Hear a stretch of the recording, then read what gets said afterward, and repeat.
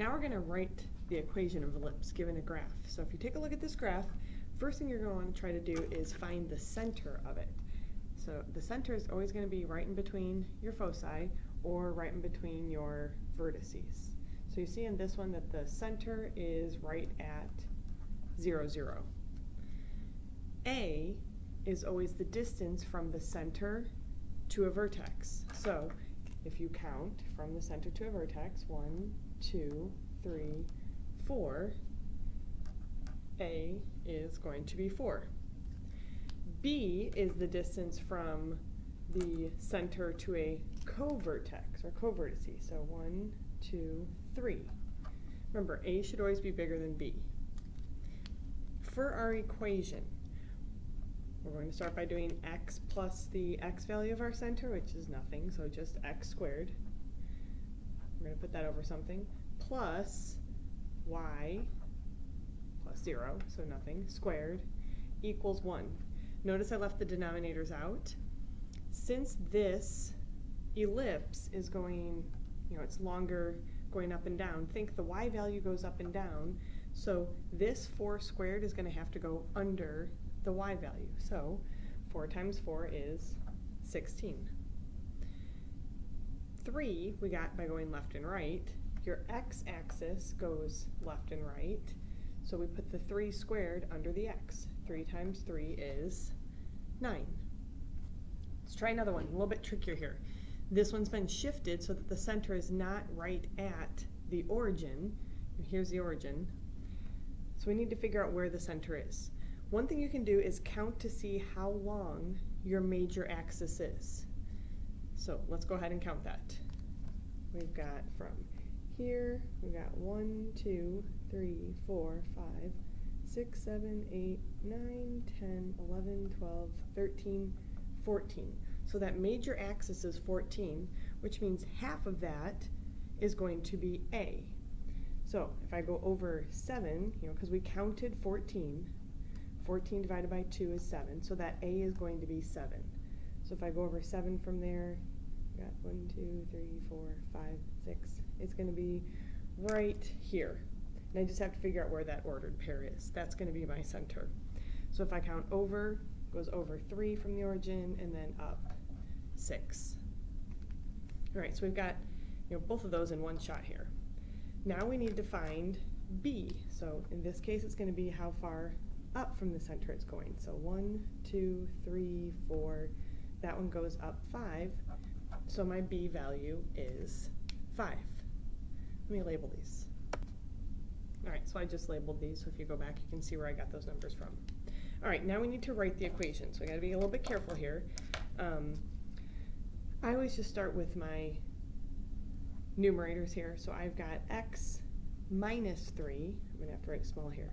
X minus 3, all of it squared. I'll do the denominator in a minute. Plus y minus 6, all of it squared. Again, I'll worry about the denominator in a minute, is equal to 1. So if I come back up here, A was going left and right. Left and right refers to the x. So under the x, I'm going to do 7 squared, which is 49. B I got by counting up and down. Up and down refers to the y. So under the y, I've got 5 squared is 25. So we wrote those equations. We're going to write a couple more equations, but this time no pictures are given. We just have some information.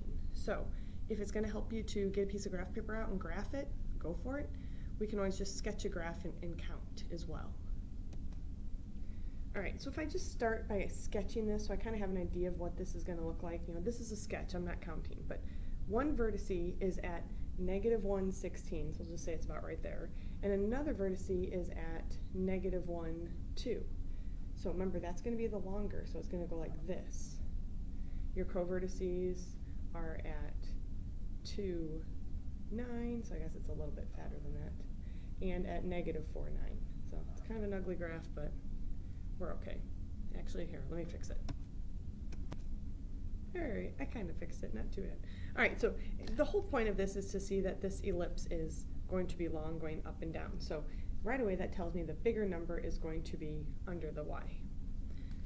All right, now I need to find the center. The center is in the middle of these 2 points, and it's also in the middle of the co-vertices. So if you wanted to find your midpoint formula, remember that's where we did x plus x over 2 and y plus y over 2. Here I've got -1 plus -1 is -2 over 2 is going to give me -1. For the y values, I'm going to do 16 plus 2, which is 18. 18 over 2 is 9. So I have my center, that's my HK. So I could actually start my formula. I've got x minus minus 1, so x plus 1 squared over something, plus y minus 9, all of it squared over something, equals 1. Now we just have to figure out where that something is. All right, so if I can figure out how long this ellipse is, that's going to tell me the same thing that I found right here. I'm going to call that 2A. So that's my major axis. Because remember, A is from the center to the outside, center to the vertex. So 2A would be the whole thing. That would be 7 and 7 from this one was 14. So again, if I can figure out how long it is, all I have to do is cut that in half. So look at the vertices. This one's going to give me my A because that's the major axis. If I figure out how far it is between 16 and 2, remember to find distance you subtract. So if I do 16 minus 2, I'm going to take the absolute value just in case you subtracted the wrong way. So 16 minus 2 is going to give me 14. So that's my whole major axis. So if I break that in half, I know that A is 7. I know from the center to a vertex would be 7 spaces. Try to fill that in there. Remember, that's going up and down, so I'm going to put 7 squared under my y-axis. All right, let's go ahead and try the co-vertices, my B.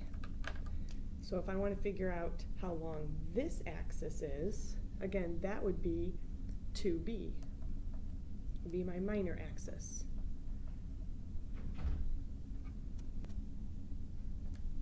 So what I'm going to do to find that is I'm going to figure out, look at my co-vertices, ignore the 9s because they're the same. I want to know how far it is from 2 to -4.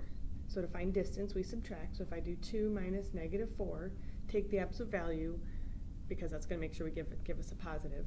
So 2 plus 4 is 6. So 2b is equal to 6. If I divide by 2, remember 6 would be how long the whole thing is, but I only want half of it. If I divide by 2, I get b is equal to 3. So from the center to a co-vertice is 3 spaces. So that was going left and right. That's going to be under my x. 3 squared is 9. So there's that formula, or that equation. Oops, equals 1. Let's try one more here. All right. Again, we're doing the exact same thing we did before. If we do a little sketch of this, so I'm going to start by finding the center. The center is in the middle of my vertices. I could also find the middle of the foci if I wanted to. All right, if we want to do a sketch here though, just to kind of get an idea of what this is going to look like, one vertex is going to go over 12 and down 4. The other one's going to go back 8 and down 4. So there's my vertices. My foci are going to go over 8 down 4 and back 4 down 4. So we're going to have this ellipse that looks something like this. So this one's long going this way, so that means that my bigger number is going to be under my x. All right, so to find the center, I need to find the middle of these. So I'm going to do 12 plus -8 over 2, and then I'm going to do -4 plus -4 over 2. Hopefully you realize that's just going to be the same. 12 plus -8 is 4. 4 over 2 is 2. -4 plus -4 is -8. -8 over 2 is -4. So here's my center. It's over 2 down 4, so about right there. That's my center.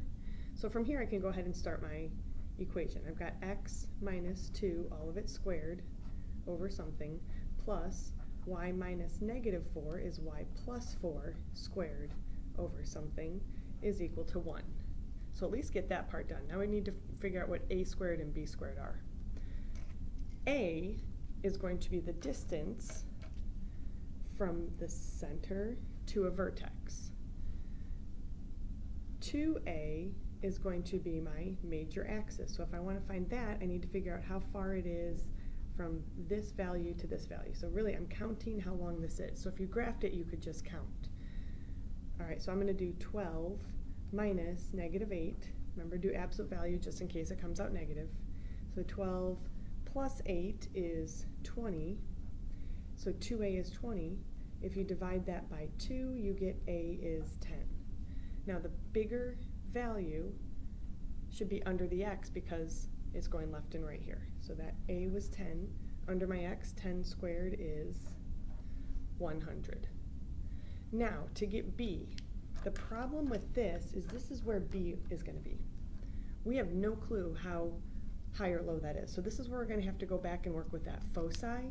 So we had that formula that said c squared equals a squared minus b squared. So I'm going to have to work with this a little bit. I already know what a squared is. We already know that a squared is equal to 100. We can just write 10 squared there. I have no clue what b squared is. That's what I'm looking for. So I'm going to write minus b squared because that's what I'm trying to find. But I can get c squared because c is the distance from the center to a focus. So up here, I told you what the foci were. So if we figure out the distance from 8 to -4, we're going to know what 2c is. So I'm running out of room here. We'll do it here. 2c is equal to, let's see, 8 minus -4 is really 8 plus 4. So that's 12. So 2c is equal to 12. If I divide by 2, I see that c is equal to 6. So now I can do 6 squared in this formula to try to figure out what b squared is. So if you do this work, I've got 36 is equal to 100 minus b squared minus 100. I get -64 is equal to -b squared. So the negatives cancel out. You shouldn't have any imaginaries. Square root, and you get that b is equal to 8. All right, so that's what we were looking for. B is equal to 8, so 8 times 8 is 64, and we are done. One more word problem.